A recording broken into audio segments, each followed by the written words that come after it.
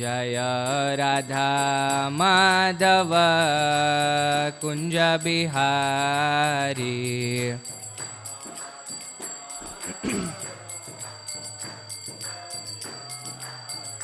जय राधा माधव कुंज बिहारी।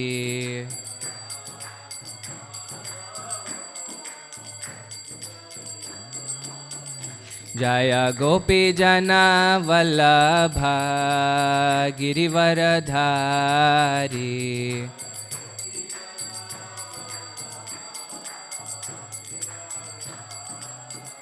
जय गोपी जना वल्लभ गिरिवरधारी।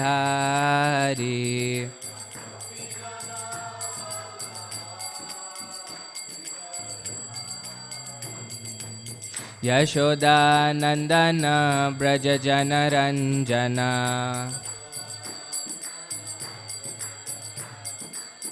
यशोदा नंदन ब्रज जन रंजना।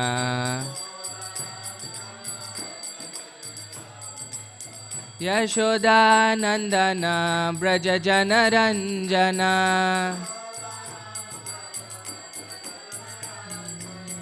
यमुना तीरा वनचारी। यमुना तीरा वनचारी।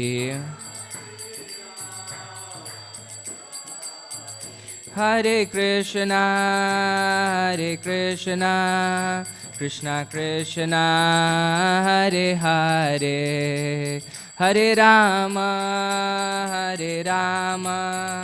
राम राम हरे हरे।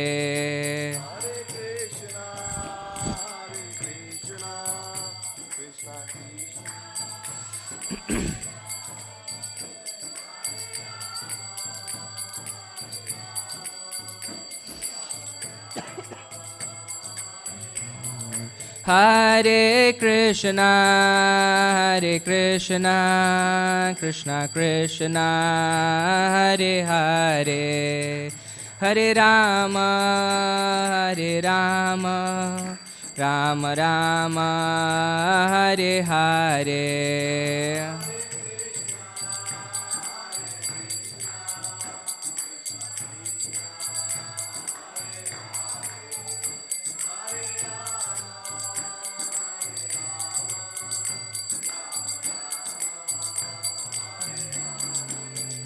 जय प्रभुपदा जय प्रभुपदा जय प्रभुपदा जय प्रभुपदा।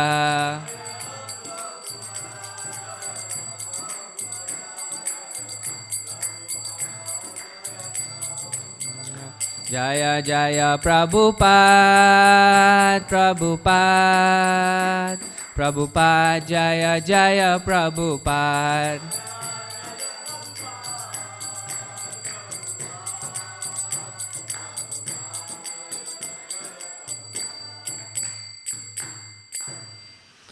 जय ओम विष्णुपाद परमहंस परिव्राजकाचार्य अष्टोत्तर शत श्री श्रीमद् डिवाइन ग्रेस ऐसी भक्ति वेदांत स्वामी श्रील प्रभुपाद की जय। ग्रंथराज श्रीमद् भागवतम की जय। समवेत भक्त वृंद की जय। निताय गौर प्रेमानंदे Hari.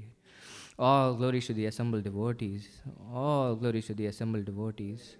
All glories to the assembled devotees. All glories, all glories, all glories to Shri Guru and Shri Gauranga. All glories to Srila Prabhupada.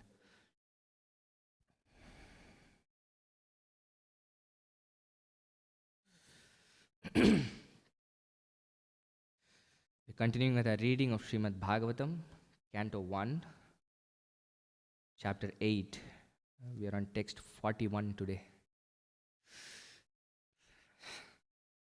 I don't know how much I'll remember of what I was thinking about speaking after hearing about the news in the morning today. Help me get through the class today. Please repeat. Om Namo Bhagavate Vasudevaya.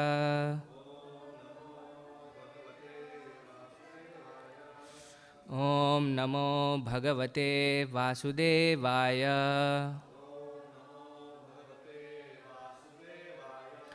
ॐ नमो भगवते वासुदेवाय नारायणं नमस्कृत्य नरं चैव नरोत्तमं देवीं सरस्वतीं व्यासं ततो जयमुदीरयेत्। नष्टप्रायेषु भद्रेषु नित्यं भागवतसेवया Bhagwati उत्तमश्लोके भक्तिर्भवति नैष्टिकी. So we don't have the verse, but if you can pick it up in your phone from Veda Base. It's Canto 1, Chapter 8, titled Prayers by Queen Kunti. We are on text 41.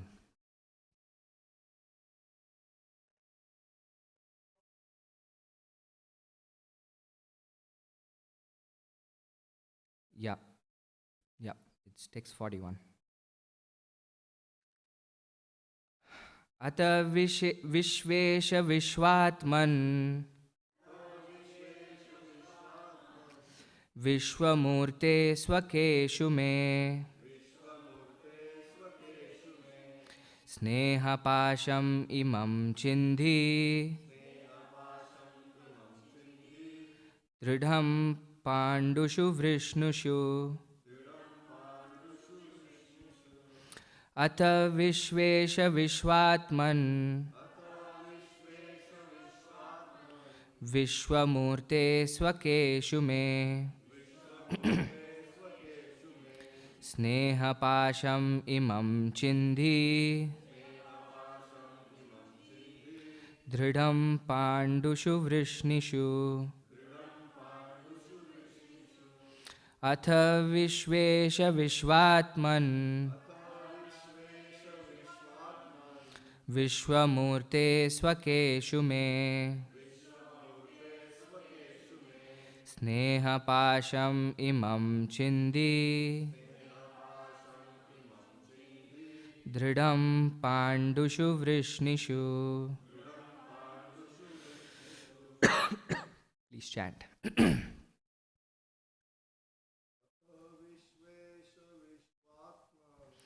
अत विश्वेश विश्वात्मा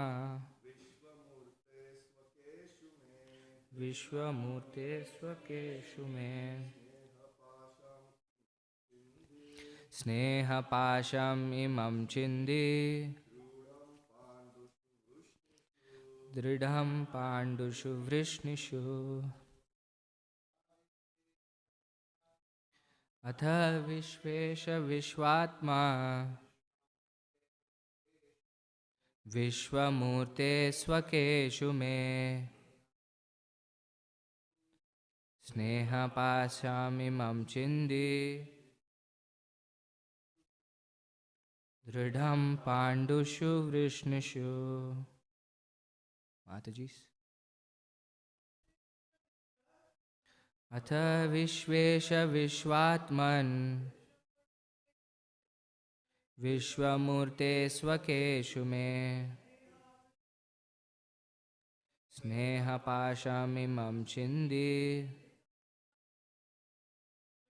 दृढं पाण्डुषु वृष्णिषु अथ विश्वेश विश्वात्मन् विश्वमूर्ते स्वकेषु मे स्नेहपाशमिमं चिन्धि दृढं पाण्डुषु वृष्णिषु. Translation and purport by His Divine Grace A.C. Bhaktivedanta Swami Srila Prabhupada. Srila Prabhupada ki jai. This is the word for word translation. Atha, therefore, Vishwa Isha, O Lord of the universe. Vishwa Atman, O soul of the universe. Vishwamurte, O personality of the universal form. Swakeshu, unto my own kinsmen. me, my.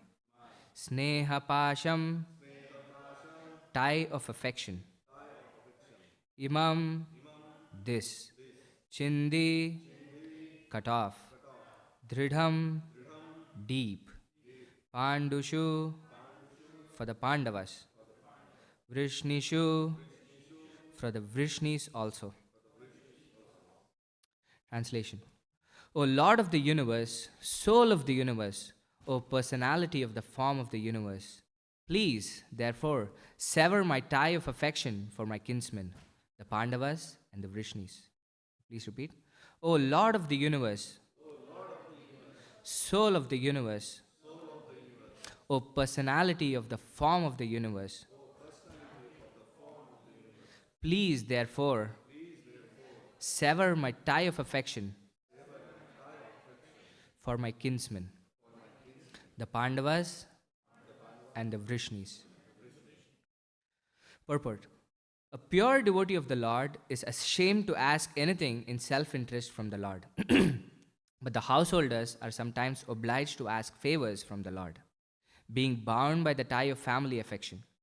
Srimati Kunti Devi was conscious of this fact, and therefore she prayed to the Lord to cut off the affectionate tie from her own kinsmen, the Pandavas and the Vrishnis. The Pandavas are her own sons, and the Vrishnis are the members of her paternal family. Krishna was equally related to both the families.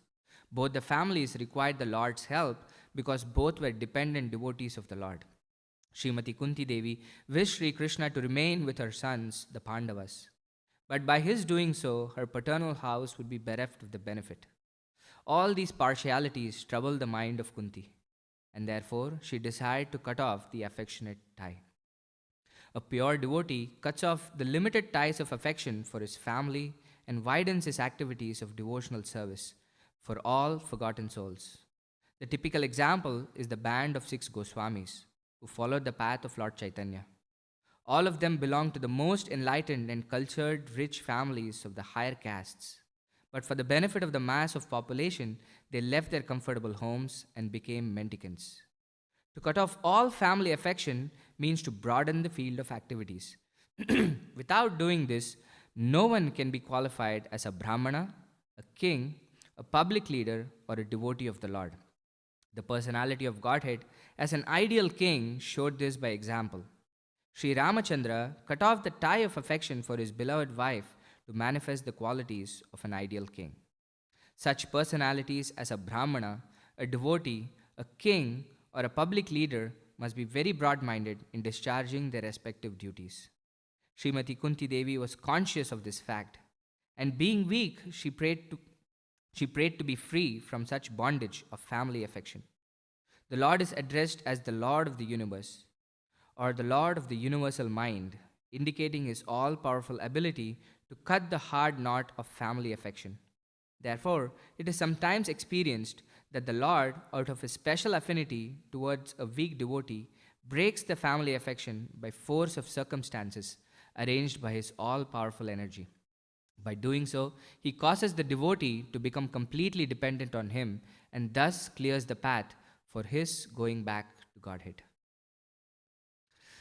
Om Ajnanatimirandasya Jnananjanashalakaya Chakshuronmilitam Yena Tasmai Shri Gurave Namaha Shri Chaitanya Manobishtam Stapitam Yena Bhutale Swayam Rupa Kadamahyam Dadati Swapadantikam Vandeham Shri Guru Shri Utapadakamalam Shri Gurun Vaishnavamsha Shri Rupam Sagrajatam Sahagana Raghunathanvitam Tam Sajivam Sadvaitam Savadutam Parijana Sahitam Krishna Chaitanya Devam Shri Radha Krishna Padan Sahagana Lalita Shri Vishakhanvitamsha He Krishna Karuna Sindho Dinabandho Jagatpate Gopesha Gopika Kanta Radha Kanta Namostute Tapta Kanchana Gaurangi Radhe Vrindavaneshwari Vrishabhanu Sute Devi Pranamami Hari Priye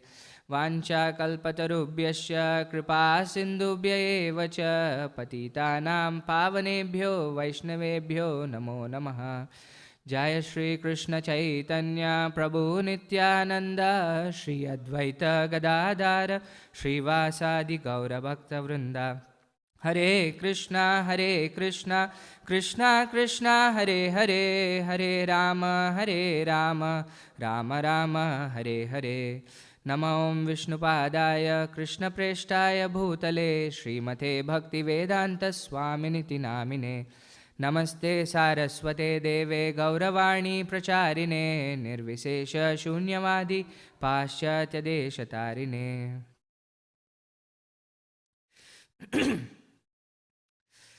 We've been looking at Queen Kunti's prayers for quite a few months now, actually, because we've been doing it once a week. We've been doing it for, I don't know, 30 weeks or something like that, 40 weeks, something like that, almost a year. And we're coming to the culmination of her prayers in these last few verses. If we see the Srimad Bhagavatam, in every single prayer that we see in Srimad Bhagavatam, there is actually a pattern or structure to this prayer. Do you know how Mother Kunti's prayers start? What was the first word Mother Kunti's prayer? Or any prayer? Yeah, Namaha. Actually, Namasye Purusham Tvadyam. And this is the first, very beginning of Kunti's prayers.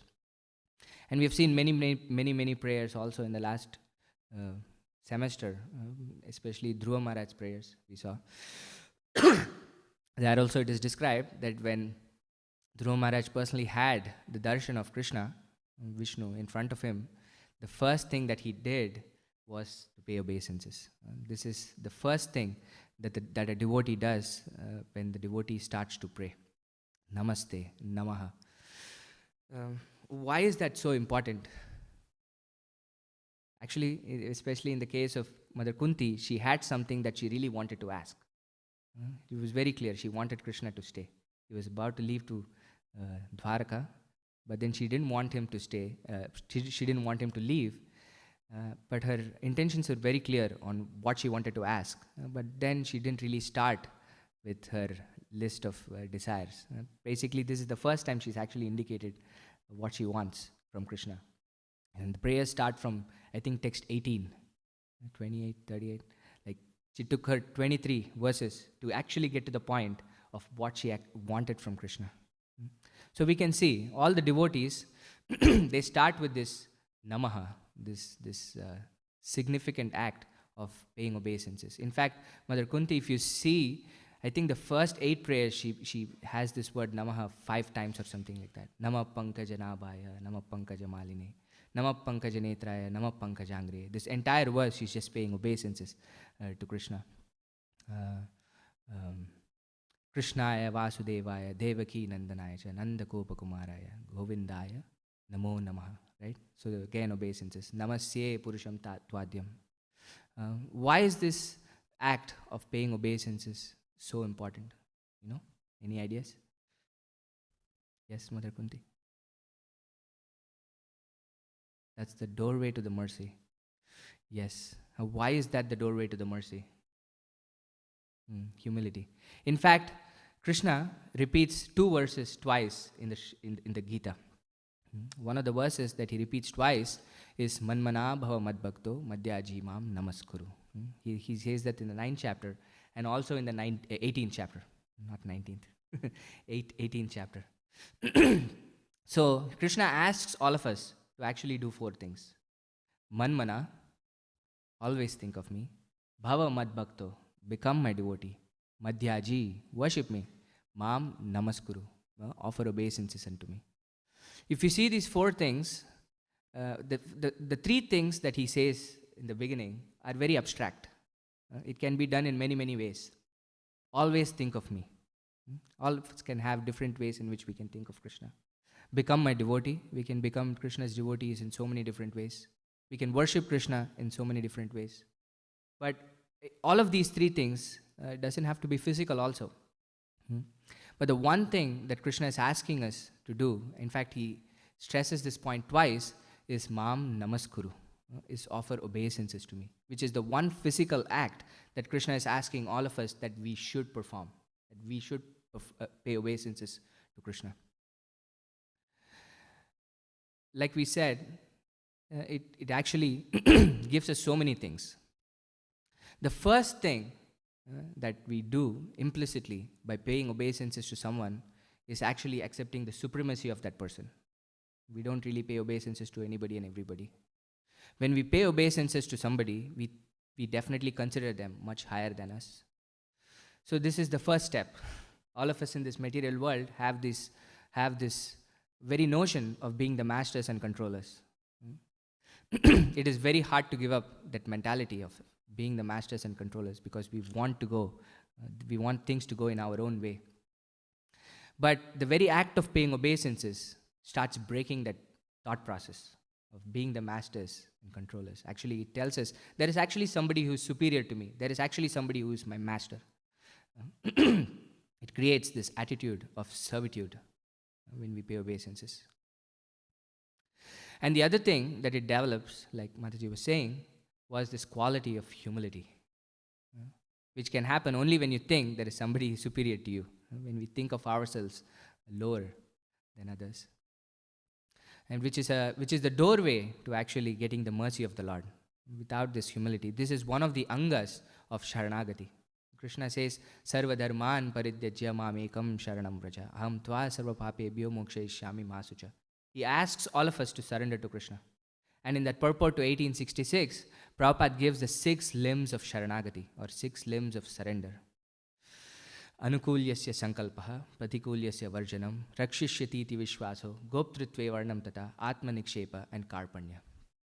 The last quality, karpanya, means humility. Actually, if you look at Bhaktivinoda Thakur's Sharanagati, this set of poems that he writes on surrender, he starts with this quality of humility. Without this quality of humility, none of the other 6 things are possible. To give up things that are unfavorable to devotional service, to accept things that are favorable to devotional service, to have complete faith in Krishna that He is our protector and He is our maintainer. Rakshishyati iti vishwaso, and goptritve varnam tata, and atmanikshepa. From that perspective, we can actually surrender all our activities to Krishna. So humility, this gives us humility.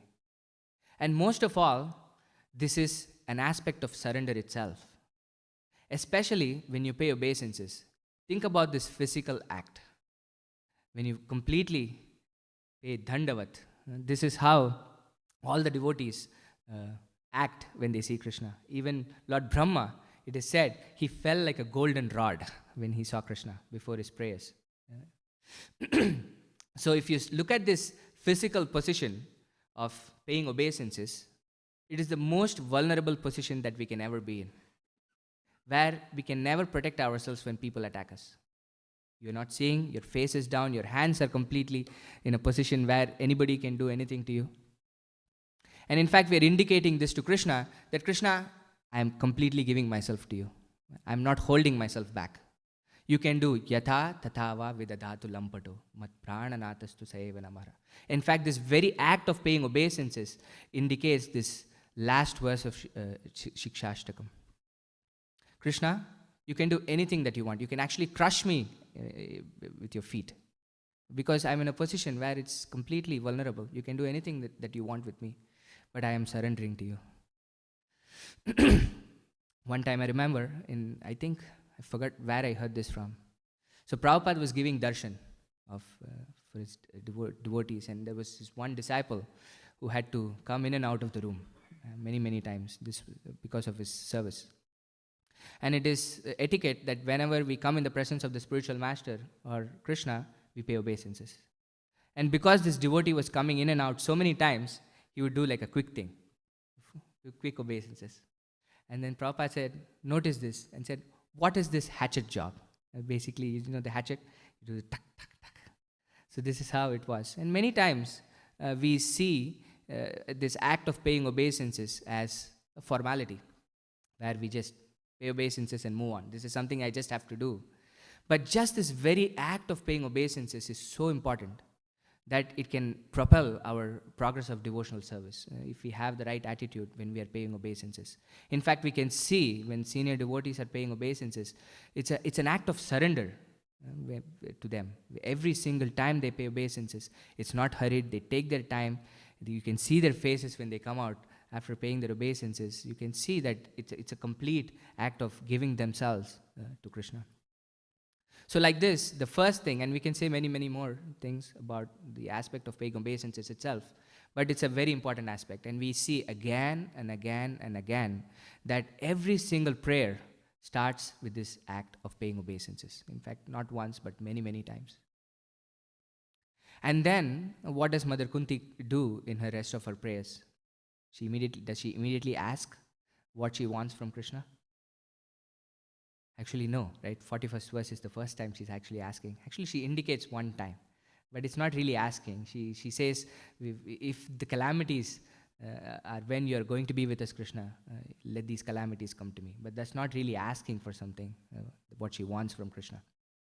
She's just remembering so many things, so many ways in which Krishna was personally present with them. The second thing that the devotee always does when offering prayers is to glorify the Lord. First thing that the devotee does is offer obeisances. The second thing that the devotee does is always glorify the Lord. And if you see, every single glorification of the Lord that the devotee is offering is something that's very, very personal to that devotee. It's not a very generic, oh, Krishna, you're the supreme person, It's not a very generic thing, although they might start with that, which is how they see Krishna also. It is something that's very personal.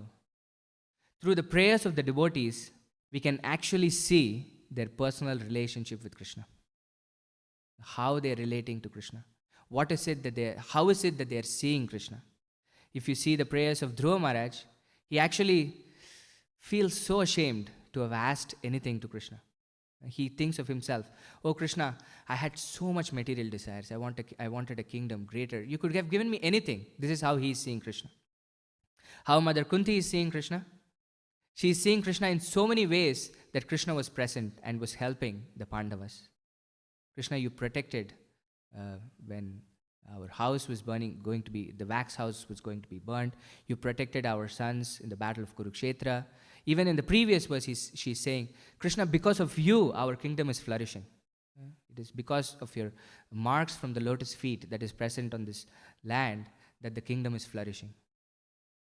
So the second thing the devotee always does before coming and asking something to Krishna is to actually glorify Krishna. Especially glorify Krishna in very personal terms on how Krishna has actually acted in their lives. And finally, the devotee asks for something to Krishna. And in this case, Mother Kunti is asking to be severed from the ties of her kinsmen. Prabhupada actually has given a lecture on most verses on the prayers of Kunti. And Prabhupada has a lecture on this verse also. And Prabhupada says, for a man, there is only one family. But for a woman, there is actually two families, which is what Mother Kunti is mentioning here also. The Pandus and the Vrishnis. One is the home where she grew up in, and the other is the home where she got married to. The Vrishnis are the home where she was born and brought up. And the Pandus, the Pandavas, are the home where she got married. And Prabhupada is mentioning in this purport that she understands her intention is for Krishna to stay, so that her sons can flourish.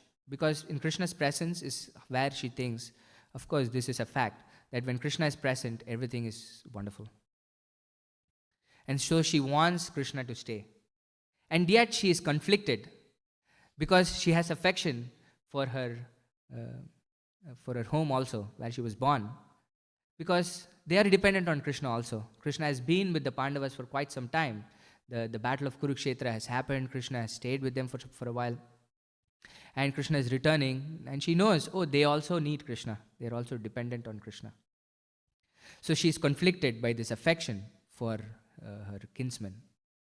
So therefore she says, Krishna, please sever this tie. Please sever this tie.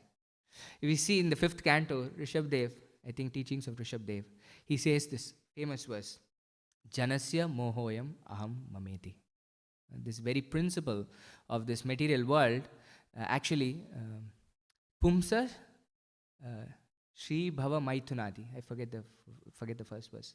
But this is the very basis of how this affection or attachment in this material world starts, is the attachment between a man and a woman. That's how it starts. And then it expands to kids, family, home, hearth, what Prabhupada is saying here. And then it expands more into my community, more into my state, my country. And so many isms are created completely based on this attraction between a man and a woman. And it says it's Hridaya Granthi. It's actually a hard knot to cut, this affection born out of Janasya Mohoyam Aham Mameti. This very idea of me and mine. My kids, my family, my home, my country. Everything is starting with this very idea of me. Therefore, Prabhupada says in this lecture that we have this system of Varnashrama, where in the beginning we are trained very nicely as brahmacharis. We have the proper knowledge. And with that knowledge, we actually enter Grihasthashrama, or when we get married, we can go through Grihasthashrama from a proper perspective, where the man is not trying to exploit the woman is not trying to exploit the man. They are not there to gain something from each other. We see in this world that you have these fairy tale love marriages, and then within few years it ends up in divorce, because we're not able to satisfy each other's expectations. We want something from the other person wants something, and when the expectations are broken, the relationship completely breaks. There is not really any love in that relationship, because it was not really born from that perspective, that relationship. But after Grihasthashrama, Prabhupada says it is very important, very important for us to actually enter Vanaprastha, where we are actually trying to stay away or trying to sever this tie of affection that we might have for our family, where the man and the woman start traveling to all these spiritual places to start purifying themselves. Although they are together in that travel, they're not really being bound to each other, Prabhupada says. And ultimately, when both of them are ready to completely sever the ties, Prabhupada calls this civil suicide. The man actually takes sannyas, where in one way he's actually giving up his family, the entire ties to his family. But like Prabhupada is saying here, he's mentioning the 6 Goswamis of Vrindavan. It's actually not severing of ties, but he says, it says, to cut off all family affection means to broaden the field of activities. This is from a devotional perspective. We are not severing family ties because we want to reject everything. This is not the philosophy of devotional service, that we reject this. We are severing family ties so that we can broaden our family, where when you're in the stage of sannyas, the entire world is your family, not just your wife, your father, your mother, your child. The entire world becomes your family, and we are looking for the welfare of the entire world. And that doesn't stop there, Prabhupada says. And even in sannyas, there are several levels. There are 4 levels, in fact, Prabhupada says. There is Kuti Chaka, that's where it starts, where the family ties are severed separately, but then the sannyas actually has a small hut outside the city. And then his daily maintenance, prasadam, comes still from his family, where he's not still ready, Prabhupada says, to beg door to door. Where the dependence of Krishna. See, all these things, the different ashramas, what is the core idea behind it is to increase our dependence on Krishna. Right? When we are there in Grihastha ashrama, we have a lot of control. At least we think we have a lot of control over what we can do. This dependence of Krishna is so much less, because we go out, we earn, we have flexibility in what we do, how we do things. We have so much resources under our control. And slowly we start giving that up. which means giving affection to family members means attaching ourselves to Krishna more and more, increasing our surrender, increasing our dependence on Krishna more and more. And at the point of sannyas, we're completely dependent on Krishna for everything. It is said Madhavendra Puri would not have prasadam if the prasadam was not brought to him.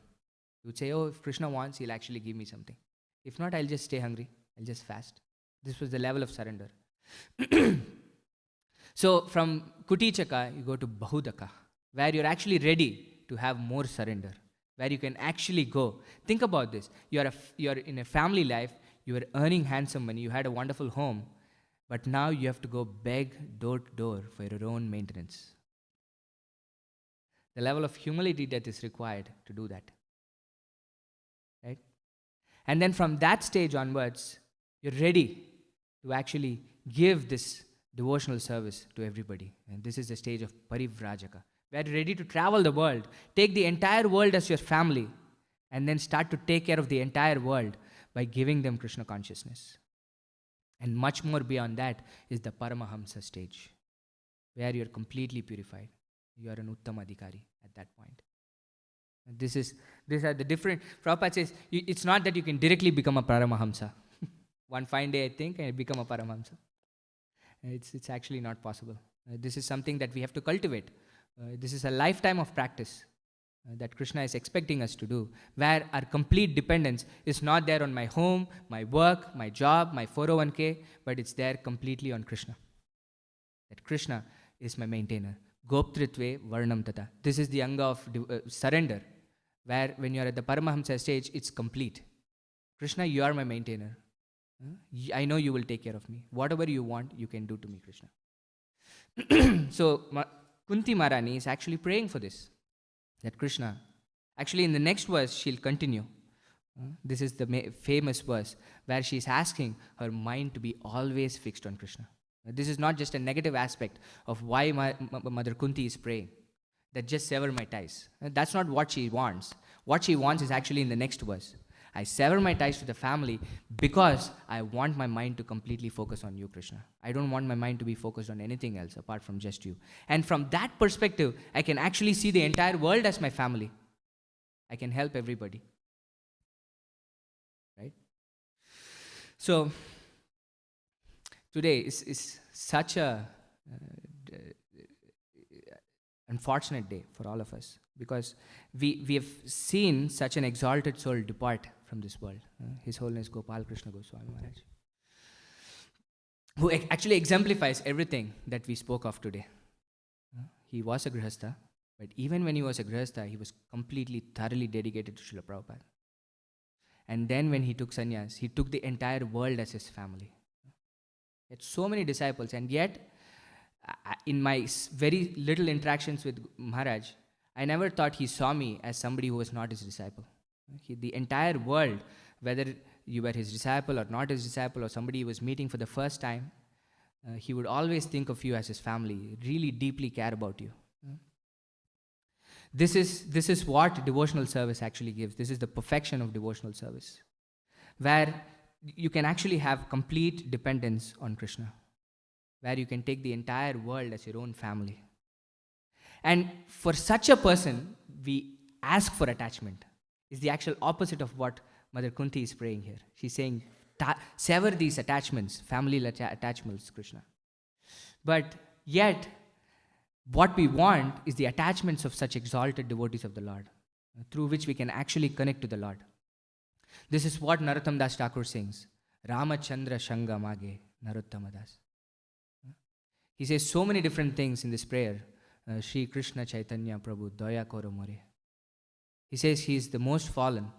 You have to help me in so many ways. And yet, he is not asking for even Mahaprabhu's association or Nityananda Prabhu's association. He is asking for the association of his very, very dear associate, Ramachandra. Actually, this is what Lord Shiva is also saying, right? Aradhananam sarvesham Vishnur aradhanam param. Among all kinds of worship, the worship of Vishnu is the topmost. But he says, Tasmat parataram devi tadiyanam samarchanam.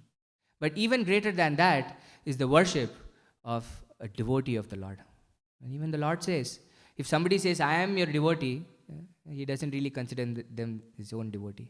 But if somebody says, "Oh Lord, I am the devotee of your devotee," the devotee of your devotee, then the Lord quickly accepts such a person. So today, when I'm thinking of Gopal Krishna Maharaj, he exemplified this. He was a devotee of the highest caliber. When you came in his presence, you could actually feel it. And one thing I very distinctly remember was one time I was in a home program where Maharaj was giving a class, and the most wonderful thing I always remember of Maharaj is his beautiful childlike smile. When you saw Maharaj smile, it was really, you could see this innocence in his smile. And especially this one instance where he was talking about this story in Vrindavan where Krishna is stealing butter. Krishna is stealing butter, and all the gopis are really frustrated about it. And Krishna is breaking the pots, they're trying to put it high up, and they're planning, how can I catch Krishna? How can I catch Krishna? I want to catch Krishna red-handed. And then this one gopi, somehow or the other, catches Krishna red-handed. And then says, Krishna, today you're not going to escape. I'm going to catch you red-handed and take you to Mother Yashoda and see what happens today. And then Krishna warns her, no, you really don't want to do that. You really don't want to do that. But then this gopi is very adamant. No, today I have to teach you a lesson because you've been doing this for a while. You've been troubling everybody. So then she takes and then goes in front of Mother Yashoda and then complains. You see, you don't never believe. Whenever we say Krishna is stealing our butter, you say, no, Krishna is always at home. How can he go and steal butter from your home? But then we say you never believe. And today I've caught him red-handed. And then Mother Yashoda is thoroughly confused. Like, what are you saying? I don't understand. And then this gopi is seeing who she is holding, and it's her own son that she is holding.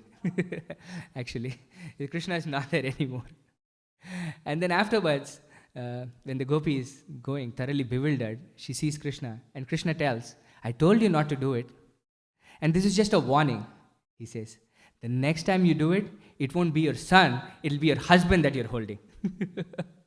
And then when he said this, Gopal Krishna Maharaj went into a complete transcendental laughter. You could actually see that he was present exactly in the Leela of where he was saying. It was completely different from anything that I've heard from him before. So he was definitely such an exalted devotee of the Lord, where he was thoroughly purified. The nectar of devotion says, Iha yasya harer daser karmana manasa gira nikilas vyapyavastasu jivan muktasya uchate. For somebody who thoroughly uses his mind, body and words in the service of Krishna. He's even in this self-same body is Jivan Mukta. He's a liberated soul. What to speak of now, where Maharaj has left his body and joined the pastimes of Srila Prabhupada wherever he wants him.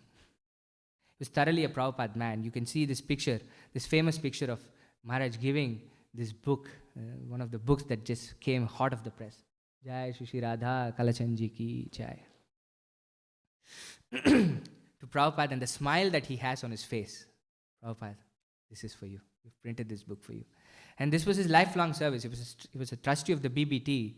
And nobody, until the day he left, could beat his book distribution scores. Everybody tried. So much competition. But yet, the zones that Gopal Krishna Maharaj was in charge of, the book distribution scores were just incredible. Nobody could come close. It was always so dedicated in his service to Srila Prabhupada.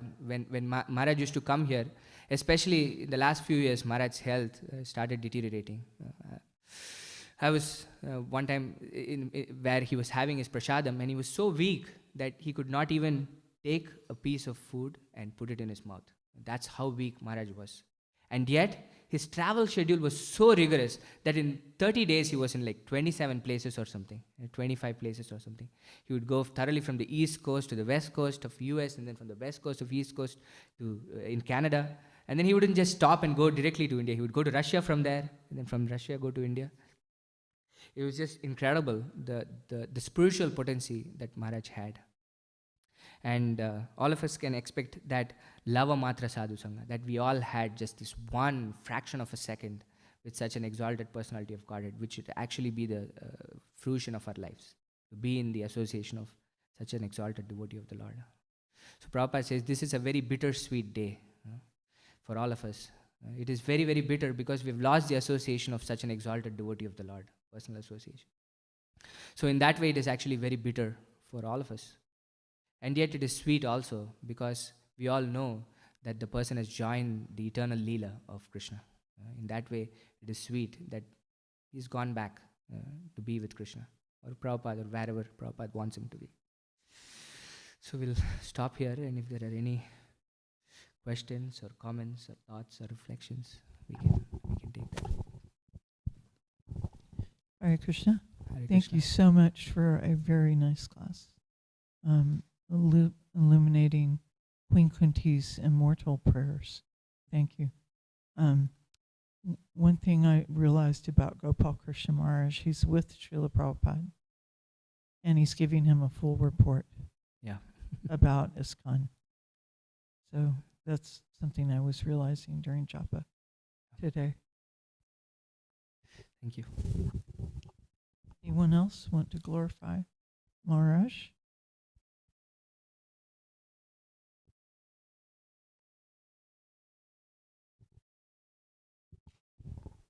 Thank you very much, Prabhuji, for glorification. Yes, Prabhuji already mentioned that he is a Prabhupada man, and when he was here in Canada, Prabhupada said that, okay, you go to India and print all the books, whatever I have written in English, in Hindi. And whenever he wants to meet Prabhupada, Prabhupada used to ask him, where is the book? So Maharaj makes sure that whenever I want to meet, then I must have the books. Otherwise, Prabhupada again will say. So, and definitely like the schedule of Maharaj is very tight. Every time, like whenever he goes, he used to attend the Mangala Aarti.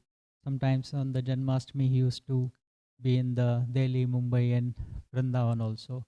So he dedicated his whole life, and he used to work 24/7 for Prabhupada. Srila Gopal Krishna Goswami Maharaj ki jai. Yeah, this one thing at least I remember is every time Maharaj gave a class, he would just ask for the verse. I've never even sometimes see him read the purport. But what he would speak was exactly what Prabhupada said in the purport. His remembrance of Prabhupada's purport and calling it from memory was so extraordinary that he would exactly say what Prabhupada is saying in that purport without changing a word. This is how amazingly he had read Srila Prabhupada's books and internalized it. Thank you for saying that, Prabhu. Okay. If there is nothing else, I think we can stop here. ग्रंथराज Shrimad Bhagavatam की जय, his holiness Gopal Krishna Goswami महाराज की जय, श्रील प्रभुपाद की जय। वाञ्छा कल्पतरुभ्यश्च कृपा सिन्धुभ्य एव च पतितानां पावनेभ्यो वैष्णवेभ्यो नमो नमः।